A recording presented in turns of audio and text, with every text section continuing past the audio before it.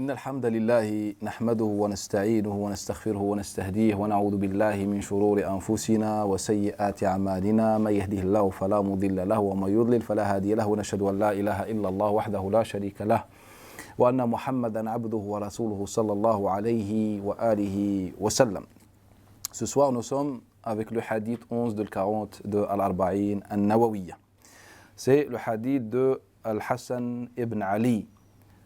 C'est le hadith de Al-Hassan ibn Ali. Donc, c'est un hadith que l'imam An-Nawawi attribue à l'imam At-Tirmidhi, qui veut dire que l'imam An-Nawawi a pris la version de l'imam At-Tirmidhi. Et donc, comme à chaque fois, on va suivre la même méthodologie et le même ordre. On va s'interroger sur ce hadith-là, sur l'origine de ce hadith-là, en quel moment An-Nabi sallallahu alayhi wa sallam a prononcé le hadith-là, s'il y avait des compagnons présents ce jour-là qui ont entendu ce hadith-là.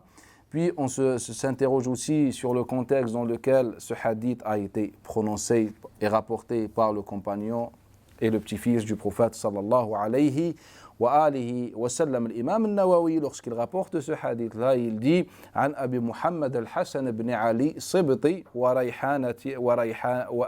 ahadi rayhanati Rasulullah sallallahu alayhi wa sallam ». Donc il nous dit que c'est le Hassan ibn Ali, Abu Muhammad, donc ça veut dire l'un de ses enfants s'appelait Muhammad, et qui est le sibt. As-sibt en langue arabe, généralement, on veut dire par as-sibt en langue arabe le petit-fils, qui soit issu de la fille ou du garçon. Donc le petit-fils de façon générale, on dit as-sibt. Certains savants disent que as-sibt c'est le petit-fils c'est-à-dire le fils de la fille, et al-hafid, le mot al-hafid c'est le petit-fils, sauf que par rapport au garçon, au fils. Donc, Hassan ibn Ali était le fils de Fatima, et Fatima Zahra est la fille de Nabi sallallahu alayhi wa alihi wa sallam. Son père c'est Ali ibn Abi Talib. Et Nabi sallallahu alayhi wa sallam l'a appelé Ar-Rayhana. Donc, quel récit? Le récit est très important dans lequel Nabi sallallahu alayhi wa sallam utilise le mot Ar-Rayhana qui veut dire la fleur. La fleur du cœur de Nabi sallallahu alayhi wa sallam était Al-Hassan et son frère Al-Hussein. Ils sont nés après l'immigration. Dans le hadith que rapporte l'imam al-Bukhari, d'après l'imam Shu'ba ibn Hajjaj, d'après Muhammad ibn Abi Ya'qub, d'après Abdurrahman ibn Abi Nu'min, qui dit « J'étais avec Abdullah ibn Omar, le fils de Omar ibn Khattab. Lorsqu'un Irakien est venu lui poser une question, « Fasa'alahu an damil ba'oud » Concentrez-vous avec moi. Un homme, un Irakien, vient voir Abdullah ibn Omar, le grand compagnon, et lui pose une question sur l'impureté ou bien sur le statut du sang des insectes, des mouches, des moustiques. Quel est le statut? فسأله Abdullah ibn Omar sur son origine. Abdullah ibn Omar lui a posé une question sur son origine. Lui dit voilà, je suis irakien. فقال قتلتم Ibn Rasulillah sallallahu alayhi wa sallam, vous avez assassiné le fils du messager d'Allah et tu me poses une question sur le sang des insectes. J'ai entendu le messager d'Allah dire Rayhanata ou Huma Rayhanatay. Huma, c'est-à-dire Al-Hassan ou Al-Hussein, sont mes deux fleurs. Abdullah ibn Omar répond ainsi à cet homme. Vous avez tué le fils de Nabi, c'est-à-dire le petit-fils de Nabi sallallahu alayhi wa sallam, qui était l'une des deux fleurs du cœur de Nabi sallallahu alayhi wa sallam, et vous me posez une question sur le sang des insectes. En vérité, ce hadith-là et ce récit-là parlent de nous aujourd'hui. Aujourd'hui, nous, on commet des actes plus graves, ou très graves.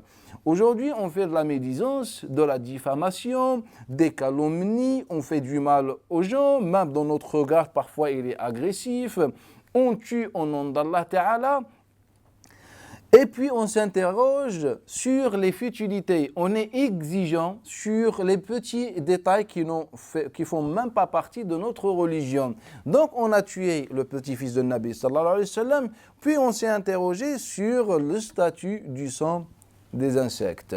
Dans ce hadith-là, Abdullah ibn Omar rapporte que le Nabi sallallahu alayhi wa sallam disait sur ses deux petits-fils Ar-Rayhanatan, c'est-à-dire les deux fleurs. Al-Hassan ibn Ali, lorsqu'on le voyait, on voyait en lui un Nabi sallallahu alayhi wa sallam, car physiquement, comme il rapporte Abu Daoud, At-Tayalisi, d'après Abi Ishaq Sabi'i, d'après Hani ibn Abi Hani, d'après Ali ibn Abi Talib, que le Hassan ressemblait à la partie haute du corps de Nabi sallallahu alayhi wa sallam. Et le Hussein à la partie basse, c'est-à-dire que le Hussein marchait, il avait le réflexe comme celui de Nabi sallallahu alayhi wa sallam. Alors que le Hassan, son visage, son teint était plus proche à celui de Nabi sallallahu alayhi wa sallam. Un jour, Abu Huraira a vu Al-Hassan et lui a dit « Ya Hassan, est-ce que tu me permets d'embrasser ton ventre car j'ai vu Nabi sallallahu alayhi wa sallam embrasser ton ventre ?» C'est un hadith que rapporte Saïd ou bien Muhammad ibn Sirin d'après Abu Huraira. Et puis, il lui a montré son ventre et il a embrassé son ventre pour voir le statut de cet homme. Le Hassan ibn Ali est le 5e gouverneur en islam. Il a gouverné après Abu Bakr, Omar, Uthman et Ali. Donc, il a gouverné pendant quelques mois, puis il a cédé sa gouvernance à Muawiyah ibn Abi Sufyan. Il y a un hadith que je pense, vous le connaissez déjà, lorsque le Nabi sallallahu alayhi wa sallam dit « Inna ibni hadha sayyid », le prophète dit sur Al-Hassan ibn Ali, « Mon fils, celui-là est un sayyid, est un maître, est un chef. لعل الله يصلح به بين فئتين عظيمتين إن شاء الله تعالى. Allah Ta'ala va réconcilier grâce à lui deux groupes de musulmans. Je pense que vous connaissez ce hadith-là. C'est un hadith qui est très, très célèbre, qui est pratiquement dans tous les recueils du hadith.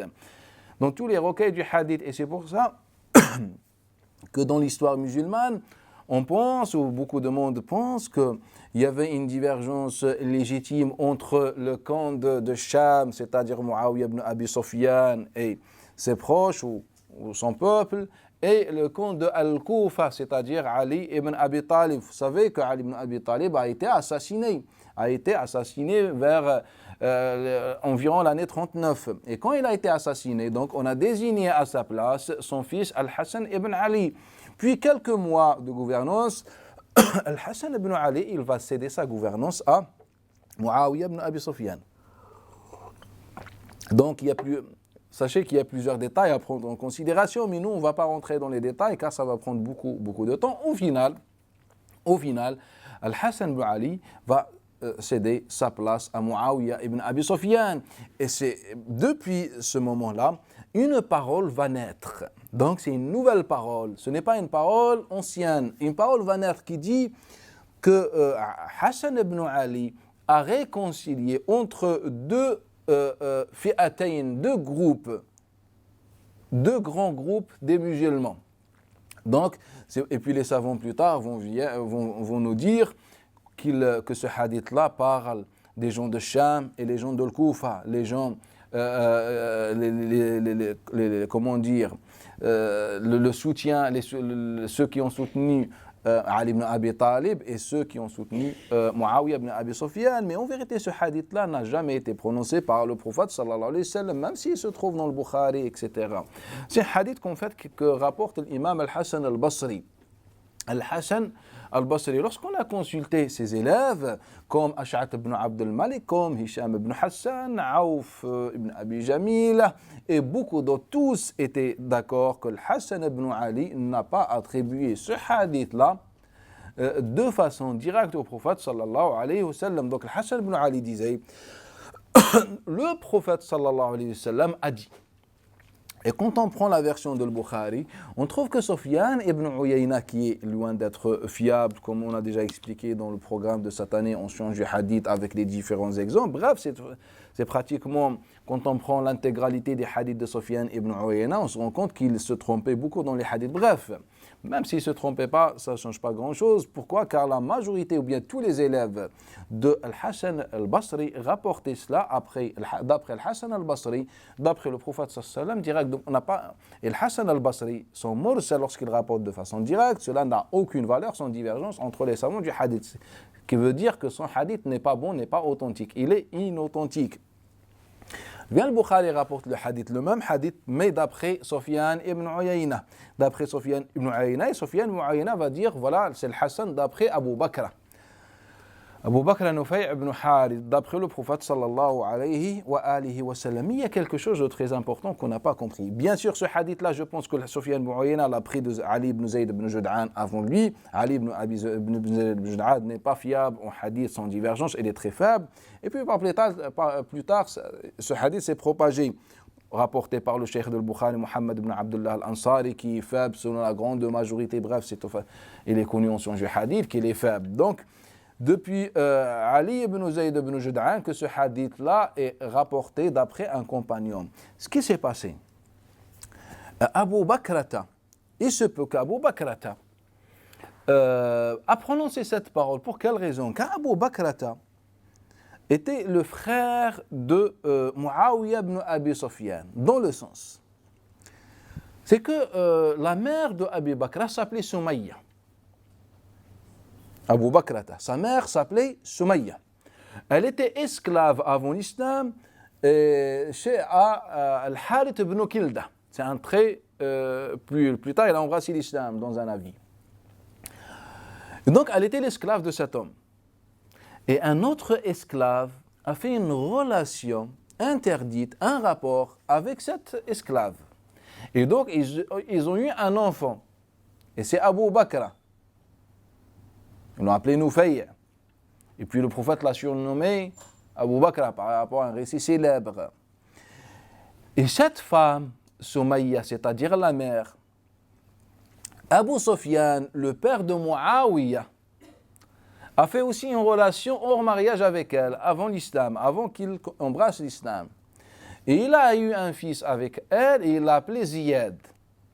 Et on l'appelait, ce fils-là, on l'appelait Ziyad ibn Abi, le fils de son père. Car quand il y a un enfant issu d'une relation hors mariage, on n'a pas le droit en islam de l'attribuer à son père. Donc on disait Ziyad, le fils de son père. Et depuis que Muawiyah ibn Abi Sufyan est venu au pouvoir, il a dit voilà, nous on change, les hadiths sont notoires sur cette interdiction.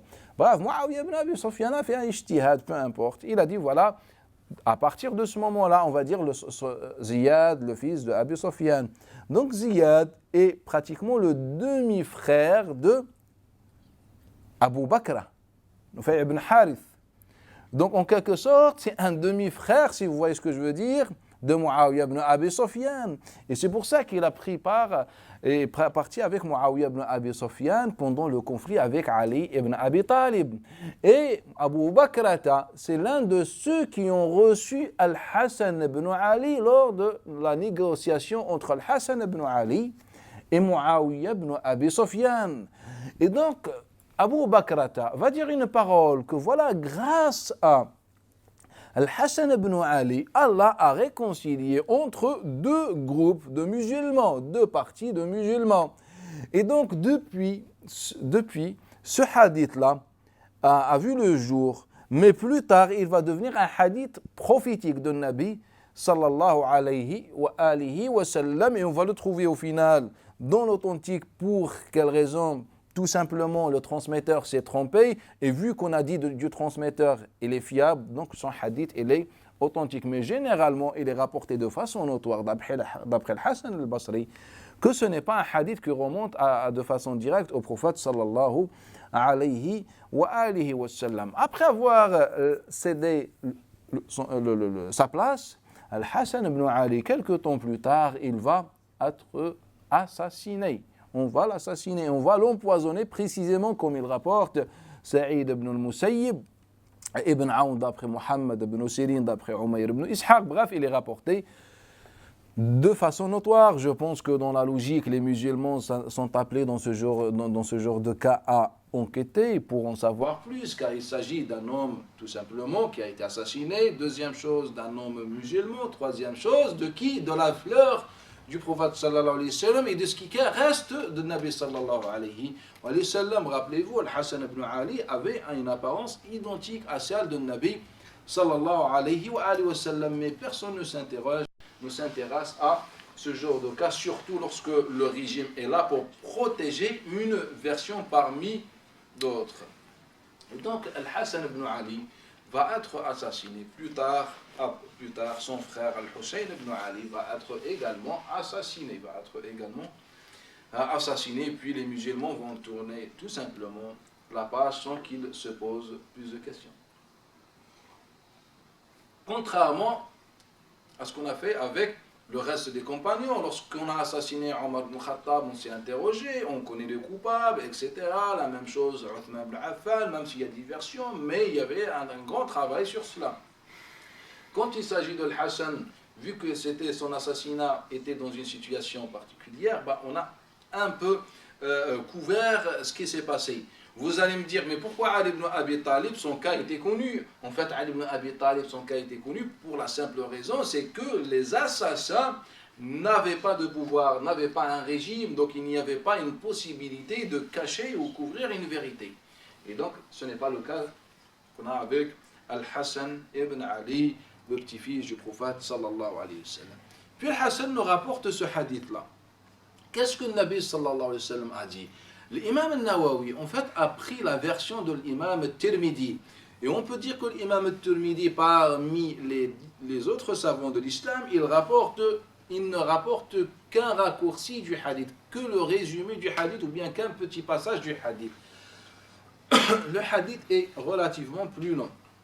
Car le hadith dit quoi? Qui est dans l'Arba'in al-Nawawiyya. Da' ma yaribuk ila ma la yaribuk. C'est qu'un Nabi sallallahu dans le sens, il nous dit, évite ce qui provoque en toi le doute et prends ce qui ne provoque pas en toi le doute. C'est ça le hadith. Et puis les savants sont restés sur ce petit passage et ils ont élargi un peu le champ de recherche et d'application de ce hadith-là. Donc on commençait de parler sur les différents chapitres juridiques. Quand vous prenez les différents commentaires sur ce hadith-là, ils ne sont pas pratiquement sortis de cette vision. Par exemple, si vous êtes dans une prière et vous avez un doute, etc., toujours on prend ce qui est sur quoi on a la certitude. Dans les ablutions, c'est la même chose, etc. Donc on est parti appliquer ce hadith dans ce sens-là. Mais ce que je peux vous dire, que le hadith, en fait, il ne parle ni de proche, ni de loin, ni de façon directe, ni de façon indirecte sur cette problématique. En fait, le hadith parle d'autre chose. Le hadith de Nabi sallallahu alayhi wa sallam parle d'autre chose. Car c'est un hadith qui est rapporté par l'imam Shu'ba ibn Hajjaj, d'après Burayd ibn Abi Maryam, d'après Abi al-Hawra, d'après Hassan ibn Ali. Et le hadith déjà est rapporté dans le cas normal chez certains recueils, dans certains recueils, de façon un peu plus détaillée. Il nous dit, Nabi sallallahu alayhi wa sallam, donc on commence par le petit passage, et après il nous dit quoi? فَإِنَّ الطُّمَأْنِينَةَ خَيْرٌ, ou bien إِنَّ الطُّمَأْنِينَ فِي الْخَيْرِ إِنَّ الْخَيْرَ طُمَأْنِينَةٌ وَالشَّرُّ يُرِيبُكَ وَالشَّرُّ رَيْبَةٌ dans une version. Dans une version, il nous dit que le khayr, le bienfait, apporte l'apaisement, at-tuma'nina, et le shar apporte le doute. Dans une autre version, inna as-sidqa, la sincérité apporte l'apaisement, et al-kadhib, le mensonge, apporte le doute, mais c'est une version très faible. La version majoritaire dit que Nabi sallallahu alayhi wa sallam a dit évite ce qui provoque en toi le doute et cherche ce qui ne provoque pas en toi le doute. Et il nous dit, et sache que le khayr apporte l'apaisement, la tranquillité, et que le shar, le contraire de khayr, le shar apporte le doute. Donc je pense, si déjà on s'arrête sur ce que le Nabi sallallahu alayhi wa sallam a dit en résumé, je pense que ça va nous donner une autre idée. que le Nabi sallam ne parlait pas des pratiques de la prière, des ablutions, quand tu as un doute, ou je ne sais pas. C'est que le Nabi sallam nous dit, voilà, le khayr apporte l'apaisement, le shar apporte le doute. Donc le musulman, tu dois éviter quoi?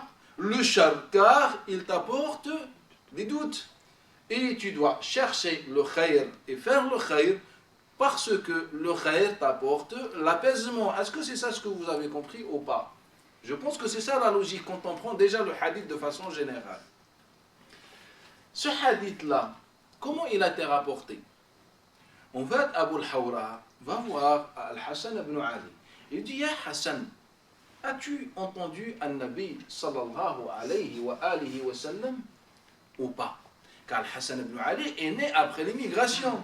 C'est pour ça, donc il était petit lorsque le Nabi sallallahu alayhi wa sallam a trouvé la mort. Et c'est pour ça que Abu al-Hawra, par curiosité, il voulait voir si Al-Hassan a entendu ou pas, donc par la suite, prendre les hadiths que ce compagnon a entendu de Nabi sallallahu alayhi wa sallam. Il dit, Naam.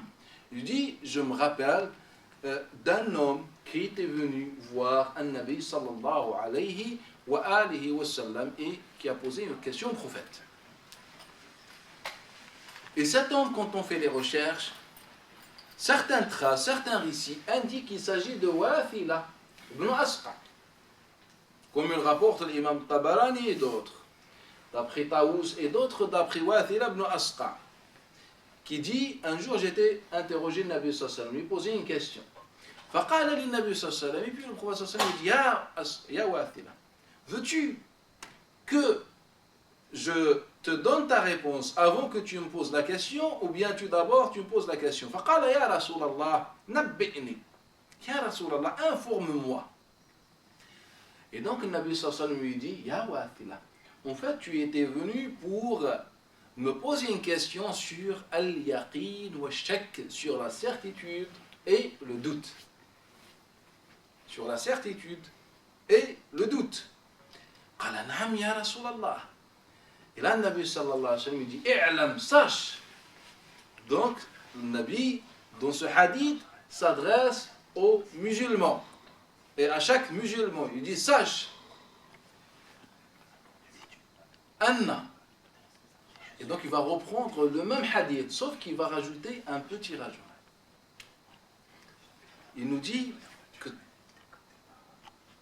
الطمأنينة ما استقر في الصدر. الطمأنينة, l'apaisement, le khayr, c'est ce qui est dans le cœur. وإن أفتوك المفتون, même si les muftis, les savants de fatwa, te donnent des fatwas. En fait, le critère et la balance, la référence de l'khayr en islam, c'est ce que tu as dans le cœur. Pour quelle raison? Car l'islam est venu pour nous donner cet apaisement pour le khayr.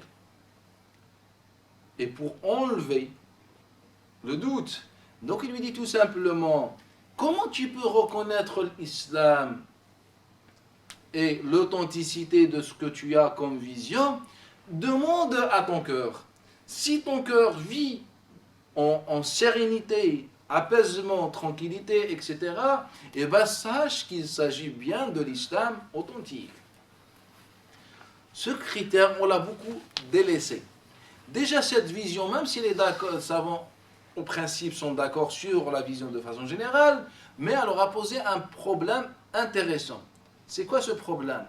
C'est que eux, ils ont compris ce hadith dans le côté juridique. Donc ils ont dit, on ne peut pas, dans ce cas-là, permettre ou bien donner l'autorité absolue au cœur pour trancher sur le halal ou le haram. Alors que le Nabi ne parle ni de le halal ni de le haram. Il nous dit que l'islam apporte l'apaisement. Si un jour tu n'es pas apaisé, tu n'es pas en sérénité avec ce que tu apprends dans l'islam, et bien sache tout simplement que tu es dans l'égarement. C'est-à-dire tu n'es pas dans l'islam de Muhammad sallallahu alayhi wa alihi wa sallam. C'est ça le sens du hadith. Car le Nabi sallallahu alayhi wa sallam va répondre à une question d'un homme qui voulait apprendre sa religion. Et bien le Nabi sallallahu alayhi wa sallam dit, sache que la certitude, que l'apaisement, c'est ce qui est dans le cœur. Une fois tu vis ce sentiment-là, cet état-là, et ben tu es dans la vérité. Il lui dit quoi? Wa in aftaka al-muftoun, même si les savants te donnent un avis contraire, même les muftoun. Et cela, ce hadith-là, ce passage, va nous pousser à parler d'un autre point fondamental. Notre relation avec les savants, il y a, je pense, un décalage fondamental. Maintenant, si je vous demande de prendre dans la logique, maintenant l'islam c'est quoi? Quand on parle de l'islam, c'est quoi l'essence de l'islam? C'est le Coran al-Karim et le hadith de Nabi sallallahu alayhi wa sallam. Quand on prend le Coran al-Karim ou le hadith de Nabi sallallahu alayhi wa sallam, de façon, ou bien avec objectivité, je pense qu'on est en mesure de comprendre le message de l'islam. Et donc, on va aller ensemble prendre l'essence de l'islam, le Coran et le hadith, pour voir ce qu'Allah Ta'ala nous demande de faire. Car aujourd'hui, le musulman vit dans quoi? En fait, on vit dans un cercle. C'est que il y a une relation comme ça. Il y a le cheikh qui enseigne un simple musulman ordinaire. Après, ce musulman va apprendre, il va devenir un cheikh et il enseigne. En fait, on est dans le... Et la matière, et comment dire, la monnaie, je préfère, la monnaie d'échange, en fait, c'est ce qu'on a hérité de ce patrimoine. Aujourd'hui, le faqih va t'enseigner quoi? Ce qu'il a appris, donc, s'il était parmi une école, donc il va t'enseigner l'école. Toi, le musulman ordinaire, aujourd'hui, tu es un étudiant, un musulman ordinaire, donc tu vas apprendre la même chose. Un jour, tu vas devenir un cheikh. Et donc, tu vas faire la même chose. Donc, on a une monnaie d'échange. Et on a le cheikh qui va devenir, qui va mourir, et puis le musulman va devenir un cheikh. On est comme ça. Alors que ce n'est pas le sens du Coran al-Karim. Moi, j'aimerais bien que je vous pose une question. Est-ce que le Coran al-Karim a demandé aux musulmans de se référer aux savants dans leur lecture du Coran al-Karim, l'analyse du Coran al-Karim, ou bien le Coran a demandé aux musulmans tout simplement de lire le Coran al-Karim? Je vous écoute. Moi, je prétends aujourd'hui que le Coran n'a jamais demandé aux musulmans d'aller voir les savants pour comprendre le Coran. Moi, je prétends aujourd'hui que le Coran demande aux musulmans tout simplement à chacun de prendre le Coran al-Karim, de lire le Coran al-Karim, de comprendre le Coran al-Karim. Ça ne veut pas dire qu'il va donner une fatwa, en fait, pour donner le Coran, car le Coran c'est la vie d'un musulman. Je prétends cela. Celui qui dit le contraire, bismillah, j'écoute. Un verset. Le Coran al-Karim, ce n'est pas des hadiths de Nabi sallallahu alayhi wa sallam. Ça veut dire qu'il ne faut pas maîtriser les manuscrits, les chaînes de transmission, les versets pour pouvoir donner un hadith. C'est compliqué. Le Coran, elle est là. Donc vous avez même le Coran en PDF ou en application, bismillah. Sortez-moi un verset qui nous parle, qui nous dit, voilà, il faut écouter, il faut suivre les savants, bien apprendre avec les savants ce qu'Allah Ta'ala voulait dire. Bismillah. Je pense qu'il n'y a aucun verset. Pour quelle raison? Car nous, on a réduit le savoir en quoi? La maîtrise religieuse du cheikh. C'est que le cheikh maîtrise comment faire les ablutions, comment faire la prière, le jeûne, zakat, le commerce. On a dit voilà, c'est ça le savoir en islam. Et moi je vous dis, bismillah, prenez-moi le mot savant. Prenez-moi le mot savant. Et voyez dans quel contexte ce mot-là est utilisé. À partir de quel moment Allah t'appelle à un savant. Prenez. Et vous allez vous rendre compte que Allah Ta'ala, lorsqu'il parle d'un savant, ou des savants dans le Coran al-Karim, ce ne sont pas les gens qui ont maîtrisé comment faire les ablutions ou la prière. En fait, ce sont les gens qui ont compris le monde, la création d'Allah Ta'ala avec ses différentes disciplines ou différents domaines. Prenez par exemple Surat Al-Ankabut de l'araignée. Qu'est-ce qu'Allah Ta'ala il dit? Il dit non, il nous dit Allah Ta'ala mathalul ladina takhadhu min dunillahi awliya. Ceux qui ont pris comme protecteur, comme allié en dehors d'Allah Ta'ala, ressemble à qui? Comme l'araignée qui s'est donné à une maison. Comme l'ankabut.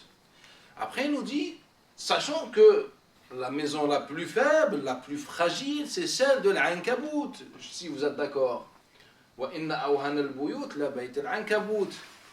Cet exemple, Allah Ta'ala l'a dit pour qui? لو كانوا, si ils réfléchissent, ou bien s'ils savaient. لو كانوا يعلمون. Et après il nous dit quoi Allah Ta'ala? وتلك الأمثال. Ces métaphores, ces exemples, comme l'exemple de l'araignée, etc. وتلك الأمثال. وتلك الأمثال. Allah Ta'ala la donne pour qui? نضربها للناس. On l'a fait pour les gens. Mais seul, وَمَا يَعْقِلُهَا إِلَّا qui? Les fuqaha, les juristes, les savants du hadith. Car le Coran est envoyé aux gens. Et donc vous, les gens, quand vous prenez le Coran al-Karim, et je pense que 90% de le Coran al-Karim ne parle que de la réflexion. Prenez tous les versets, Allah Ta'ala parle que de ça. Toutes les sourates. Il n'y a aucune sourate qui fait une exception. Et donc Allah Ta'ala il nous dit, le Coran, il est pour vous les gens. Pour vous les savants? Non. Il est pour vous les gens. وَمَا يَعْقِلُهَا إِلَّا الْعَالِمُونَ. Ça veut dire quoi, alim? Savant. Et bien dans ce verset, on a mu'alim. Cherchez-moi un autre mu'alim dans le Coran al-Karim, venez me voir. Donc, dans ce verset, Allah Ta'ala utilise le mot savant. Et donc dans ce verset, Allah Ta'ala nous dit que cette base de données, ces exemples de réflexion sont destinés aux gens. À travers le Coran, par l'intermédiaire du Coran, on lit le Coran et on découvre. Mais seuls les savants qui peuvent comprendre cela. Maintenant, je vous pose une question toute simple. Un biologiste comprend mieux son domaine ou bien un malikite ou shafi'ite ou hanafite, selon vous? Un médecin comprend mieux et maîtrise mieux la médecine plus ou mieux qu'un faqih, qu'un muhaddith, ou le contraire, selon vous? Et faites des exemples. Et je pense que tous les musulmans, compris les savants, sont d'accord que le faqih comprend et maîtrise mieux l'univers avec toutes ces sciences que tous les spécialistes et les experts de la terre. Même si on ne le prononce pas, on l'applique. Car juste je tombe malade, je dois voir un cheikh. Je tousse, je vais voir un cheikh. Au n'importe quel moment, je vais voir un cheikh. Pour lire le Coran al-Karim, je vais voir un cheikh. Alors qu'Allah Ta'ala, lorsqu'il me parle de l'araignée, par exemple, on me parle des cieux, de la terre, il me parle des bêtes, il me parle de l'ordre qu'Allah Ta'ala établit sur terre, dans cette nature, de tout cela. En fait, j'apprends ça auprès de qui? Personne parmi vous n'assiste au cours de tafsir chez des chouyours. C'est un problème. Car le cheikh de tafsir va vous parler de quoi? Tafsir. Alors que le Coran al-Karim est censé apporter des réponses aux gens. Lorsque le Nabi sallallahu alayhi wa sallam récitait le Coran al-Karim devant les mushrikines, est-ce qu'il faisait des commentaires? Donnez-moi une trace. Je peux vous donner des milliards d'années, juste pour me sortir une trace mensongère qui affirme que le Nabi commentait des versets. Bismillah, donnez-moi. On commence par Mecca jusqu'à Medina. Il n'y a aucun récit dans lequel un Nabi explique un verset. C'est illogique. Pourquoi Allah Ta'ala dans chaque sourate il nous dit mubin, clair, explicite? Pourquoi il nous dit mubin? Ça veut dire qu'il n'a pas besoin d'être commenté, expliqué. C'est mubin. C'est mubin. En fait, le Coran al-Karim était logique chez les gens. Tout le monde comprenait le Coran al-Karim. Et puis, qu'est-ce qui s'est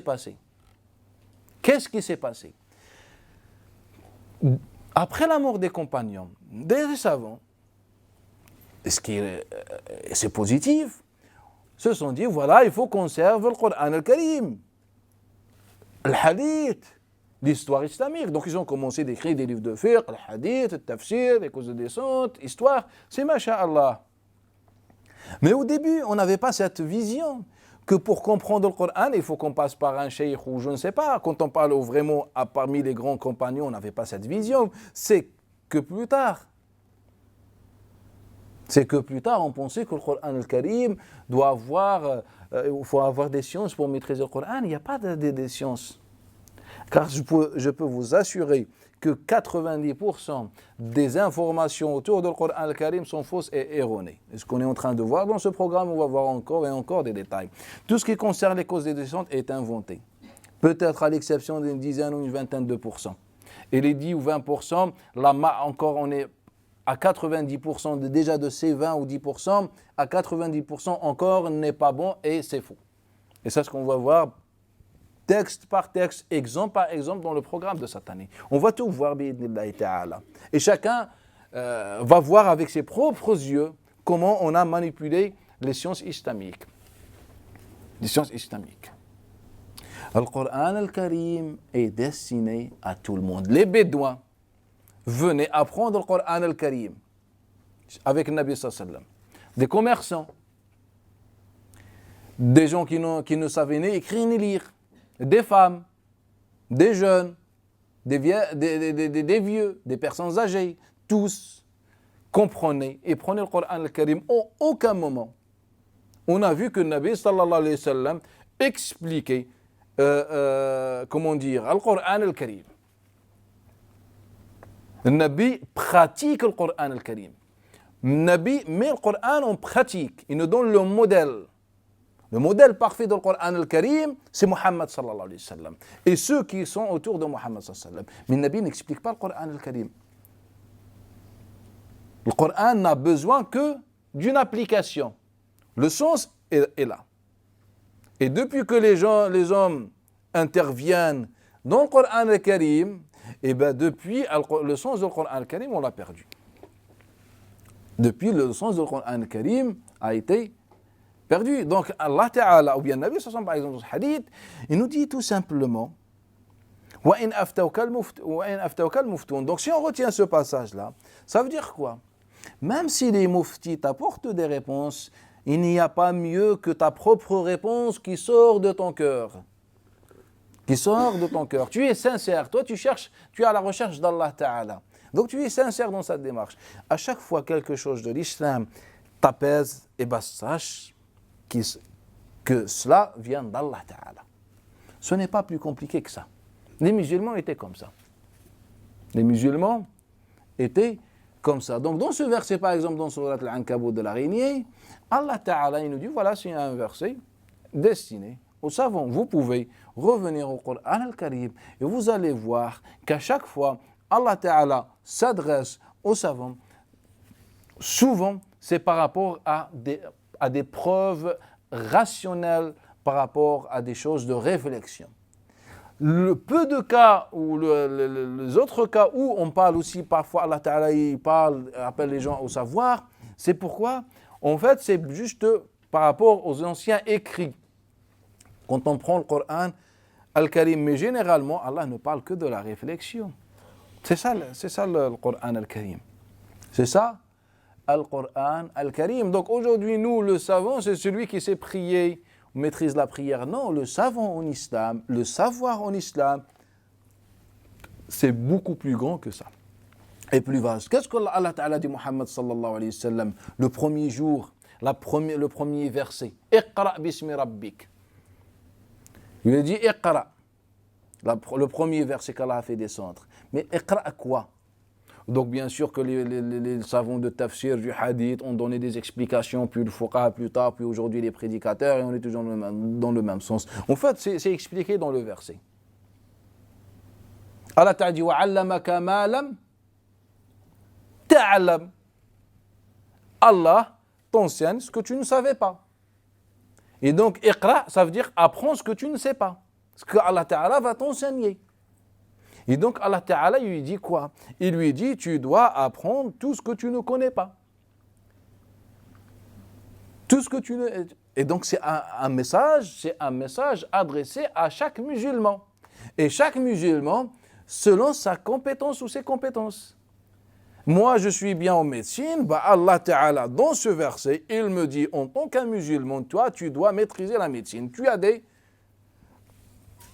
avantages dans ce domaine. L'autre, dans chacun.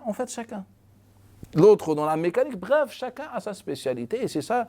Et le jugement dernier, tu viendras avec le grand mérite du savoir. Si on t'a dit que le savoir a comme mérite le fait qu'Allah ou bien le pardon des péchés, eh ben tu viendras le jugement dernier avec 0 péché.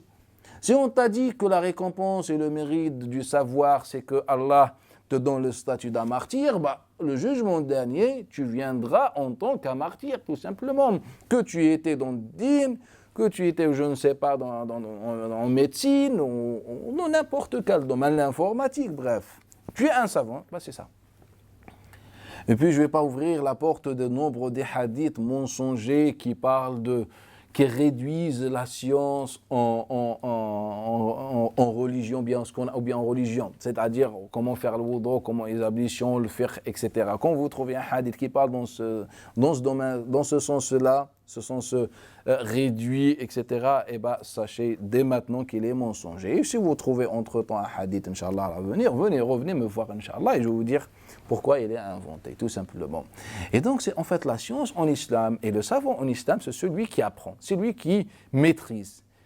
Qu'il maîtrise din, qu'il maîtrise un autre domaine, il est un savant. Et auprès d'Allah Ta'ala, les deux ont le même statut. Les deux ont le même statut. Mais le savoir en islam, ou bien dans le Coran al-Karim, 90% des cas, c'est le savoir de l'univers, la connaissance de l'univers. Donc quand Allah Ta'ala parle du savoir, des savants dans le Coran al-Karim, il est en train de parler de ceux qui maîtrisent l'univers, les spécialités, les différents domaines, etc. Si vous voulez savoir encore davantage sur cette question, prenez le Coran al-Karim et étudiez le Coran. Le Coran n'a pas été envoyé à Aristote. Le Coran a été envoyé aux Bédouins, aux femmes, aux hommes, à tout le monde. Et tous ont compris le Coran dans l'époque de Nabi sallallahu alayhi wa sallam. Sauf en nous aujourd'hui. Aujourd'hui, il y a des musulmans, subhanallah, qui ont des différents diplômes, des gens intellectuels, mais quand il s'agit de la religion, ils se rabaissent, ils vont voir un cheikh qui a étudié au bled. C'est illogique, subhanallah. Ce cheikh va t'apporter quoi sur une parole qui est censée être simple, explicite et logique? Va t'apporter quoi? Il va t'apporter un égarement du sens. Quand je dis égarement, pas dans le sens classique que vous connaissez. C'est tout simplement. C'est tout simplement. Quand tu es en train de boire de l'eau et tu vois que tu sais que c'est de l'eau, et pourquoi tu vas demander à quelqu'un d'autre de t'expliquer ce que c'est? C'est de l'eau. Mais quand tu demandes, dans ce cas-là, une explication, là, on va t'apporter, te dire n'importe quoi. Ce qui se passe aujourd'hui. Tu es quelqu'un de très intelligent, intellectuel, et tu vas voir un cheikh pour comprendre un verset. Et ce qui est pire, c'est que la base des données de cheikh, en très bonne partie, est erronée et fausse. Ça, ce travail, je l'ai déjà fait, texte par texte. Je ne suis pas en train de vous dire, de donner des généralités, je généralise ma parole. Non, je l'ai fait texte par texte. Et je ne veux pas que vous appreniez votre dîn et que 10 ans, 20 ans plus tard, chacun va se dire, tout ce que j'ai appris était faux. Ou une bonne partie de ce que j'ai appris n'était pas bonne. Et donc Allah Ta'ala, ou bien Nabi sallallahu alayhi wa sallam dit à Wathil ibn Asqa, par exemple, dans cet exemple, il lui dit tout simplement, demande à ton cœur. Demande à ton cœur. Car l'islam est là pour t'apporter un apaisement. Le mot apaisement, at-tama'nina, qui est dans notre hadith, est mentionné dans 3 contextes dans le Coran al-Karim. Dans 3 contextes dans le Coran al-Karim. Le mot at-tama'nina, itma'anna, l'apaisement, la sérénité, la tranquillité, en 3 contextes. Le premier, c'est par rapport à la demande d'Ibrahim alayhi salam. Rabbi, arini kayfa tuhyi al-mawta. Ibrahim demande à son Seigneur, oh mon Seigneur, montre-moi comment tu ressuscites les morts. Et là, Allah Ta'ala lui dit, awalam tu'min. N'as-tu pas cru, ya Ibrahim, encore? Qala bala, si, ya Allah. Walakin liyatma'inna qalbi. Il attribue cet état à son cœur. Si, ya Allah, mais pour que mon cœur soit apaisé, rassuré, tranquillisé. Bala walakin liyatma'inna qalbi. Ibrahim était messager ou pas? Est-ce qu'il y a un degré plus important que celui d'un messager? Je ne pense pas. On est d'accord? Mais malgré cela, Ibrahim alayhi salam, rappelez-vous ce qu'Allah Ta'ala dit sur Ibrahim. وَكَذَلِكَ نُرِي إِبْرَاهِيمَ مَلَكُوتَ السَّمَاوَاتِ وَالْأَرْضِ وَلِيَكُونَ مِنَ الْمُوقِنِينَ. C'est ainsi qu'on montre le royaume du ciel et de la terre à Ibrahim pour qu'il soit parmi ceux qui ont la certitude. وَلِيَكُونَ مِنَ الْمُوقِنِينَ. Le degré de Ibrahim alayhi salam ou bien Ibrahim alayhi salam et sa personnalité sont très importants dans le Coran al-Karim. Donc Allah Ta'ala il nous dit que c'est ainsi qu'on montre le royaume, c'est-à-dire les secrets des terres et les cieux à Ibrahim pour qu'il soit parmi ceux qui ont la certitude. Et donc Ibrahim alayhi salam est un prophète, Ibrahim est un homme de réflexion. Vous pouvez étudier le récit d'Ibrahim, l'histoire d'Ibrahim alayhi salam dans le Coran al-Karim et son départ avec le peuple. Ça montre que c'est un homme c'est un homme intellectuel, c'est un homme qui réfléchit, etc. Et donc, et puis Allah Ta'ala l'a récompensé par la prophétie. Et après la prophétie, Allah maintenant parle, il s'agit d'un échange entre Allah et Ibrahim alayhi salam. Donc, ce qu'on appelle la révélation. Il parle directement, Ya Allah, montre-moi comment tu ressuscites les morts. Allah Ta'ala lui dit, tu n'es pas encore croyant, Ya Ibrahim, il dit, si, Ya Allah, mais je veux que mon cœur soit apaisé. C'est ça la soif de la connaissance et le savoir dans le Coran al-Karim et en islam, la soif. Toujours assoiffé, toujours te demande de plus. Comme Allah Ta'ala dit, وَقُلْ رَبِّ زِدْنِي عِلْمًا. La seule demande que le prophète a demandé à son Seigneur dans le Coran al-Karim, c'est la demande du savoir. Oh Allah Ta'ala, rajoute-moi encore plus de science, plus de connaissances. Et donc Ibrahim alayhi salam va nous faire la démonstration, même s'il est prophète, même s'il a la connaissance, même s'il a la maîtrise, même à la base, il était un homme ordinaire, mais grâce à sa réflexion, il a découvert son Seigneur, il va dire, Ya Allah, je veux encore plus. En fait, Ibrahim, c'est le parcours d'un musulman. Mais nous, on n'a pas suivi le parcours d'Ibrahim. Quand on vous dit Ibrahim alayhi salam, Allah Ta'ala, il parle beaucoup de suivre Ibrahim. C'est vrai ou pas? Nous, on a suivi Ibrahim dans quoi? Dans quoi? Couper les ongles, raser la moustache, laisser pousser la barbe. Quoi d'autre? Siwak. Rajoutez, donnez les sunan del fitra que vous appelez sunan del fitra. Hein? Et autre chose. Barakallahu fik. Et donc c'est ça pour nous, Ibrahim alayhi salam. Pourquoi? Car on a trouvé qu'un récit nous parle de 5 sunan del fitra. On l'a déjà vu, je crois, il n'y a pas longtemps. Les fitras sont 5, la nature saine ou humaine, ou je ne sais pas, ou la première nature, sont 5. Et le hadith de Aïcha qui est mensonger, bref, même chez les muhaddithines, il est critiqué, il est affaibli chez les muhaddithines. Il rajoute 10 sunan de l'fitra. Et celui de Abi Huraira ne parle que de 5. Alors que c'est une parole juive, ce n'est même pas une parole de Nabi sallallahu alayhi wa alihi wa sallam. Et sachons aussi que Allah Ta'ala, lorsqu'il nous parle de Ibrahim alayhi salam, il nous parle de l'fitra, il parle de l'hanifiyya. Et quand on prie, il fait le lien direct entre le fitra et l'hanifiyya. Je pense qu'on a déjà abordé cette question, si je ne me trompe pas. Car Allah Ta'ala dit Fitrat Allah allati fatara an-nasa alayha, la fitra d'Allah. Et après il nous dit de suivre Ibrahim Hanif. La finalité de la fitra, c'est le Hanifiyya, c'est atteindre ce niveau, ce statut, ce niveau.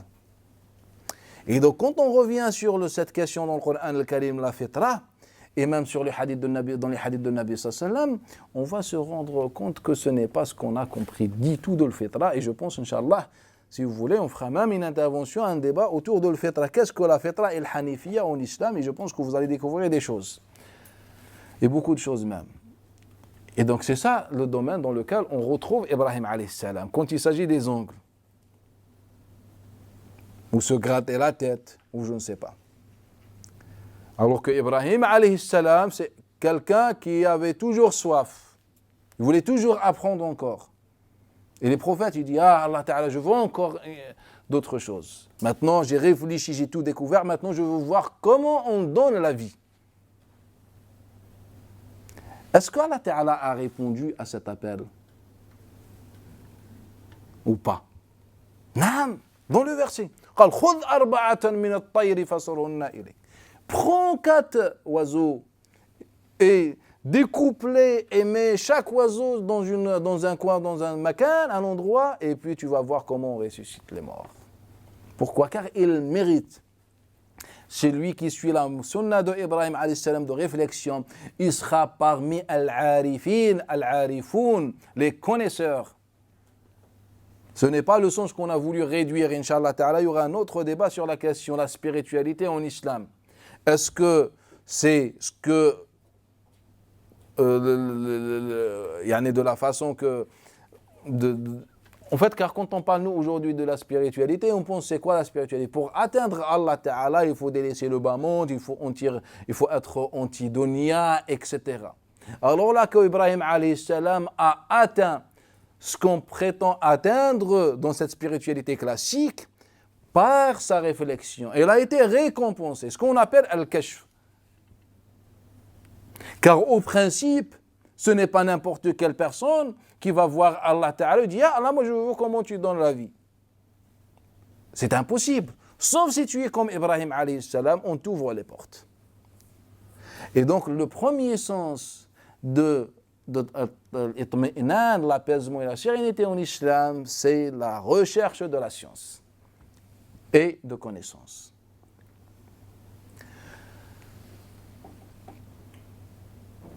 Et cette recherche nous préserve de quelque chose de très important. Car Allah Ta'ala dit quoi? Ce hadith-là de Hassan ibn Ali, en fait, même s'il n'est pas bon, il est déjà dans le Coran al-Karim. Sauf qu'il ne s'appelle pas hadith, il s'appelle Qala Allah Ta'ala. Allah a dit. Il est déjà.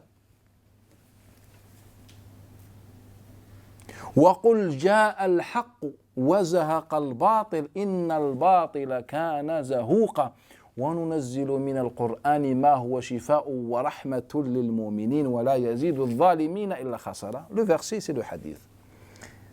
Allah Ta'ala il dit, et le verset il est encore beaucoup plus clair que le hadith, et précis. Allah Ta'ala il nous dit وَقُلْ جَاءَ الْحَقِّ, dit al-haqq, la vérité, si je peux traduire comme ça, est venue. وَزَهَقَ الْبَاطِلِ. Et le batil, je pense que c'est traduit a disparu. Zahaqa, disparaître. Mais ce n'est pas important. Allah Ta'ala va décrire la nature de al-batil. Al-batil, c'est le contraire de la vérité. Il nous dit al-haq est venu. Le batil, on peut dire disparaître entre nous, même si c'est pas trop, même si la traduction n'est pas exacte. C'est l'erreur. Il est traduit par l'erreur. Pas le batil, je parle de... C'est disparaître. Naam, c'est disparaître. C'est l'erreur, c'est traduit par l'erreur. Et naam, moi je préfère regarder le batil et le haq. Car le haq c'est beaucoup plus vaste. Le batil c'est vaste. Donc Allah Ta'ala dit le haq est venu. Le batil a disparu. Mais ce qui est intéressant, c'est que c'est la façon avec laquelle Allah va décrire al-batil. Inna al-batila kana zahuqa. Le fi'l zahouq. Et le mot zahouq vient du verbe zahaqa. Et zahaqa indique l'instabilité. Car zahaqa en langue arabe ne veut pas dire uniquement disparaître. Car je pense que la traducteur a pris la première traduction, le premier dictionnaire qu'il a croisé. En fait, zahaqa, c'est un mot qui indique à la fois la disparition et il indique quoi? Ce qui est récent. Donc, c'est déjà contraire. Disparaître, c'est le passé. Quelque chose de récent, on dit aussi zahaqa. En fait, quand on voit les différentes utilisations des Arabes de mot zahaqa, le mot zahaqa parle de l'instabilité. Que la personne n'est pas stable, c'est le contraire, en quelque sorte, de l'apaisement. Car on dit zahaqa sur casser, on dit zahaqa sur devancer, on dit zahaqa sur ou bien, comment dire, disparaître, etc. Mais souvent, le mot zahaqa est utilisé dans un sens négatif, dans ce sens-là. Quelque chose qui n'est pas stable. Bref, Allah Ta'ala décrit le batil par az-zahouq. Il va nous dire quoi? Juste après, là, Allah Ta'ala a décrit le batil en nous disant zahouqan. Et après, il va décrire cette vérité qui est venue. Il nous dit وَنُنَزِّلُ مِنَ الْقُرْآنِ مَا هُوَ شِفَاءٌ وَرَحْمَةٌ. Et on fait descendre de ce Coran al-Karim ce qui est une guérison et une rahma. C'est la guérison de quoi, selon vous? Le Coran. C'est le ruqya. On va voir raqi. Car aujourd'hui, quand on dit, même ce verset, il est récité quand quelqu'un est possédé, tout ça. وَنُنَزِّلُ مِنَ الْقُرْآنِ مَا هُوَ شِفَاءٌ وَرَحْمَةٌ لِلْمُؤْمِنِينَ. On fait descendre du Coran al-Karim ce qui est une guérison, une miséricorde pour les croyants. C'est la traduction un peu comme ça. Et on récite ça sur ceux qui sont malades ou ceux qui sont possédés. Non, Allah Ta'ala nous expliquait de quelle guérison s'agit-il. Il nous dit quoi dans l'autre verset? Ya ayyuhan nas qad ja'atkum maw'idatun min rabbikum wa shifaa'un lima fi sudur, dans les cœurs, shifa, des poitrines, les cœurs, al-qulub. Et donc quand Allah Ta'ala nous dit shifa, on parle de al-qulub. Donc il nous dit que al-batil a tendance d'être instable, alors que le haqq est une guérison, est un apaisement, est une miséricorde. Et Allah Ta'ala nous dit فَأَمَّا الَّذِينَ فِي قُلُوبِهِمْ زَيْغٌ فَيَتَّبِعُونَ مَا تَشَابَهَ مِنْهُمْ. Ceux qui ont la maladie au cœur, ils suivent les versets équivoques. Dans l'autre verset, Allah Ta'ala il nous dit فَتَرَى الَّذِينَ فِي قُلُوبِهِمْ مَرَضٌ يُسَارِعُونَ فِيهِمْ. Regardez le Coran al-Karim. Et tu vois ceux qui ont la maladie au cœur, ils se précipitent. Ils se précipitent en suivant les autres, c'est-à-dire suivre les autres de façon aveugle. Et c'est pour ça que Allah Ta'ala utilise le mot toma'nina, apaisement, dans le cas d'Ibrahim alayhi salam. Pour quelle raison? Car la connaissance, la réflexion apporte l'apaisement. Suivre les gens de façon aveugle apporte quoi? Ce que Nabi a dit. Al-rayba, le doute. Allah Ta'ala dit Innal batila kana zahuqa, quelque chose d'instable qui peut disparaître, etc. Et bien c'est quoi? C'est le doute. Donc Allah Ta'ala il nous dit tout simplement, ou bien Nabi sallallahu alayhi wa sallam nous donne le hadith, le Coran al-Karim nous explique qu'il y a le conflit entre le haqq et al-batil, et que le haqq c'est la guérison des cœurs, et que al-batil est zahouq, a tendance, ou bien est instable. Et puis quand on prend des exemples dans le Coran al-Karim, on trouve le cas d'Ibrahim alayhi salam, comment le savoir lui a apporté de l'apaisement, et on trouve les égarés dans le Coran al-Karim, comment ils suivent les versets équivoques, comment ils suivent aveuglement les autres. Yusari'una fihim, Allah Ta'ala dit, tu vois ceux qui ont la maladie du cœur, suivre les gens de façon, ou bien dans la précipitation sans réflexion, etc. Et ça, c'est le premier sens de l'apaisement dans le Coran al-Karim. Dans le Coran al-Karim. Puis on a le deuxième sens sur al-dhikr. Ala bi dhikrillah tatma'innu al-qulub. Ala bi dhikrillah tatma'innu al-qulub. Allah Ta'ala nous dit un verset فَإِذَا قَطَيْتُمُ الصَّلَاةَ فَاذْكُرُوا اللَّهَ قِيَامًا وَقُعُودًا وَعَلَى جُنُوبِكُمْ فَإِذَا اطْمَأْنَنْتُمْ. Allah Ta'ala dit, lorsque vous terminez les prières, invoquez Allah Ta'ala ou évoquez Allah Ta'ala dans les différentes positions, que vous êtes allongé ou assis ou debout, invoquez Allah Ta'ala. Une fois vous êtes apaisé, فَإِذَا اطْمَأْنَنْتُمْ, une fois vous êtes apaisé et vous avez atteint l'apaisement, qu'est-ce que vous devez faire? Aqimus salat, accomplissez la prière. Souvent les gens, ils proposent des miracles ou des recettes magiques. Tu veux avoir le khushu' dans la prière, la concentration, c'est facile. C'est facile. Tu fais un peu de yoga. Et après, tu vas faire le khushu'. Tu te concentres, tu fais comme ça. Il y en a qui te disent coupe le dunya en deux et comme ça tu jettes le dunya derrière toi. C'est facile. Ce n'est pas compliqué. Et je pense que c'est beaucoup plus compliqué que ça. Ou bien c'est différent tout simplement. Si on prend l'ordre du Coran al-Karim, Allah Ta'ala nous dit voilà, évoquez Allah Ta'ala dans toutes les situations. Une fois vous êtes apaisé, vous êtes dans un état d'apaisement, cet état Allah Ta'ala l'appelle l'état qui permet d'accomplir la prière. Il nous dit فَإِذَا اطْمَأْنَنْتُمْ, et une fois, lorsque vous êtes apaisé, et bien dans ce cas-là, accomplissez la prière. Accomplissez la prière. Aqimu. Et aqimu, ce n'est pas accomplir. Aqimu, c'est faire un acte avec maîtrise dans ce sens-là. Et bien Allah Ta'ala, il nous dit, dans le cas de l'apaisement, d'at-tuma'nina, accomplissez la prière. Et donc, le dhikr d'Allah Ta'ala mène aussi à l'apaisement, comme la science, la connaissance mène également à l'apaisement.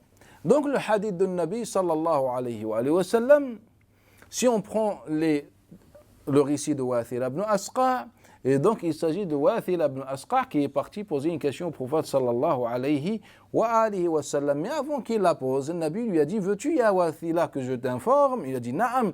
Et là le Nabi sallallahu alayhi wa sallam lui dit, il faut que tu saches que comment dire, que le khayr, c'est ce qui est dans le cœur. Le khayr, c'est ce qui est dans le cœur. Et ce khayr-là apporte l'apaisement. Et puis il lui donne le hadith qu'on a, le hadith de Hassan ibn Ali. Il lui donne ce hadith-là et il le termine par le passage que l'imam Nawawi n'a pas mentionné, n'a pas évoqué, car il a pris la référence, je disais, de l'imam At-Tirmidhi. Il lui dit que l'apaisement apporte le khayr, ou bien le khayr apporte l'apaisement et le shar apporte le doute. Mais nous, vu qu'on a enlevé le contexte, on ne s'est pas pris la tête, on a pris juste les mots, donc on les a traduits. Donc le doute, et le doute généralement, en fait, le cheikh parle avec l'œil de sa propre vie et son expérience. Car on vit, généralement, ce que peut-être vous ne savez pas, ou je pense que vous le savez, mais juste que parfois on ne veut pas voir les choses, c'est que lorsqu'un cheikh vous parle de quelque chose, en fait, il parle selon lui. En fait, il vous parle de sa propre vérité, sa propre façon de voir les choses. Et c'est pour ça qu'aujourd'hui, notre patrimoine est généralement, c'est un patrimoine juridique plus qu'autre chose. Pour quelle raison? Car les musulmans, depuis des siècles, vivaient dans ce contexte-là, et c'est pour ça que ce contexte-là se manifeste dans les fatwas des savants. Et donc, vu que les savants généralement étaient dans les écoles, dans les écritures de fiqh, dans les études de le fiqh, etc., et ben chaque hadith va prendre cette dimension-là. Mais si on essaye de s'éloigner de ce contexte-là, etc., et on va essayer d'aller et revenir au hadith pour voir, faire plus d'études, d'analyse de hadith, ben on se rend compte que tout simplement, il s'agit d'un homme qui voulait apprendre quelque chose. Le Nabi sallallahu alayhi wa sallam dit, voilà, tu es venu pour apprendre la certitude et le doute. Voilà, le khayr man à l'apaisement, l'apaisement mène à la certitude, le char mène au doute et le doute mène à l'incertitude. Et si tu veux savoir la vérité d'une chose, demande à ton cœur, et c'est ça le hadith de Nabi sallallahu alayhi wa sallam. Et je m'arrête ici, là, si vous avez des questions ou des remarques, bismillah.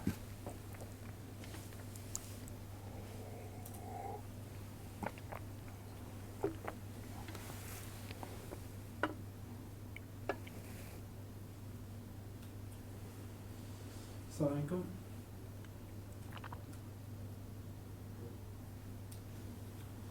Cheikh, vous avez dit que le prophète sallallahu alayhi wa sallam n'a jamais commenté le Coran et que le prophète il appliquait le Coran.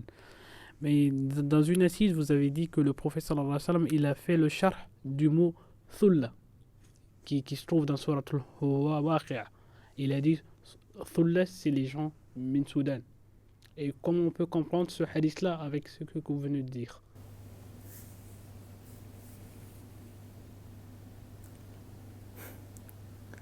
Tu cherches quelle réponse?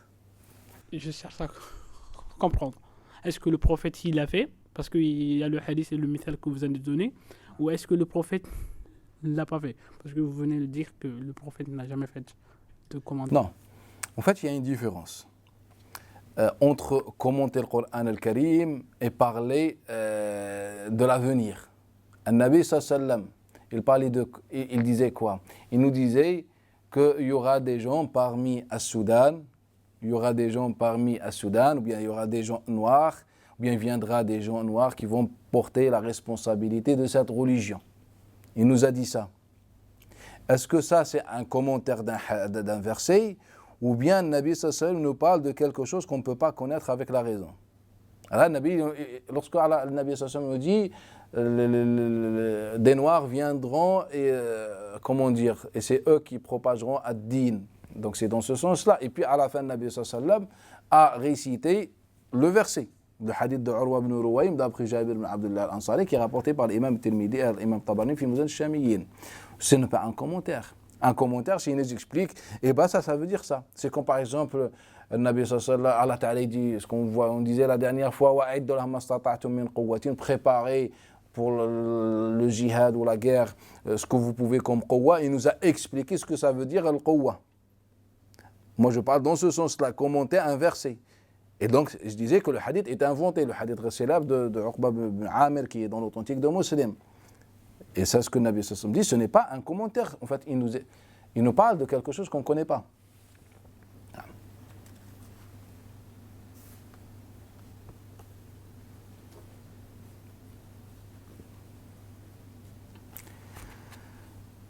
Donc, on s'arrête ici, Inch'Allah. Subhanallah, nashhadu an la ilaha illa anta, astaghfiruka wa atubu ilayk, wa barakallahu fikum.